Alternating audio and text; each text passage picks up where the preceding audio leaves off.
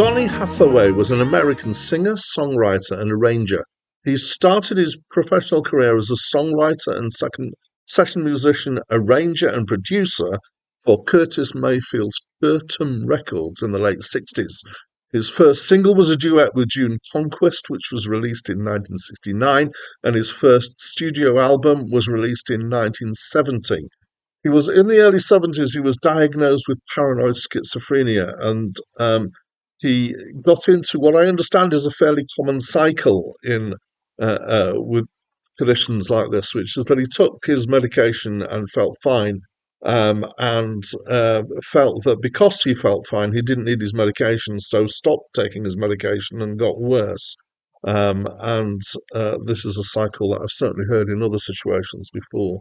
This took a toll on his professional career, so his last studio album was his fourth, which was released in 1973.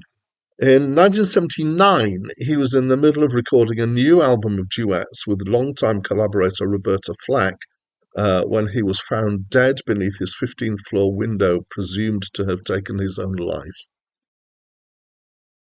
Hi, my name's Dan, and this was Donny Hathaway's debut studio album, and it's my first time knowingly of having listened to him. I don't believe I've listened to any of his stuff before, as I've said. I know that he has been claimed to be the favourite artist of Amy Winehouse, and in fact, before I think I'd even heard of Donny Hathaway, I wondered who Mr. Hathaway was that she referred to in one of her songs. So, yeah, people might be astonished to realise that I've never come across him before. Um, so this is soul. I would say this is proper soul with soul. It's got almost jazz elements at times. There's the mildest sprinklings of funk in here occasionally, but not a huge amount. Most of this I would describe as being very much kind of uh, slap bang in the description of what I think of as soul. Where the line is between that and R&B, I'm not entirely sure at this point in time. But I think of R&B as being more kind of raw and soul as being more polished.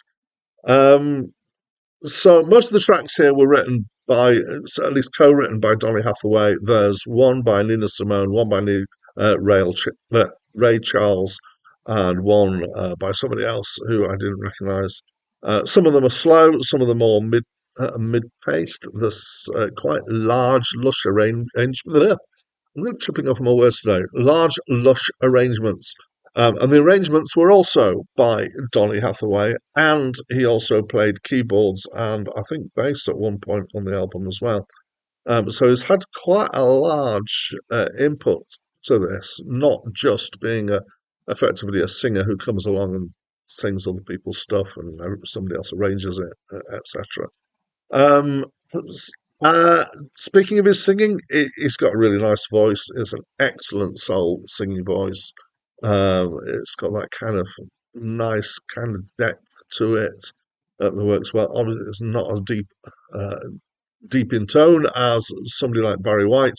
Um, if there's somebody it reminded me of, actually, it's Stevie Wonder. He's kind of he's not quite as, I can't find out the right words. Stevie Wonder feels to me kind of like mm, higher, not thinner, but kind of higher in the register in terms of the harmonics. And Donny Hathaway has kind of lower harmonics in his voice, I think. The songs here, there's a couple of social conscious songs, including The Ghetto, which apparently is one of his best known songs. I really enjoyed The Ghetto. There's at least one song that has a spiritual side to it. There's some love songs, so there's quite a mixture in here.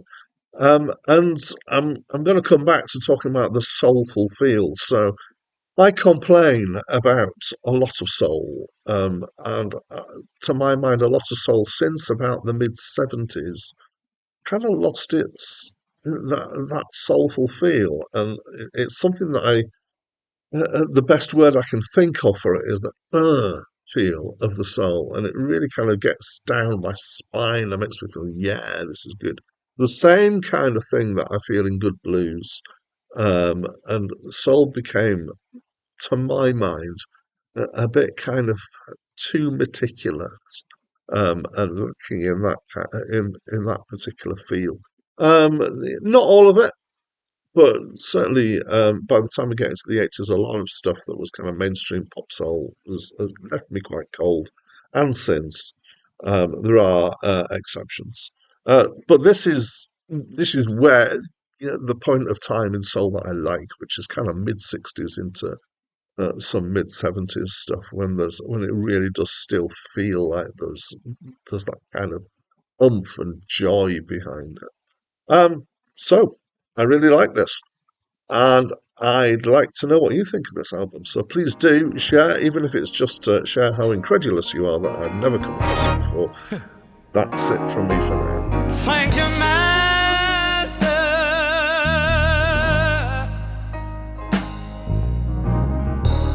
for my soul.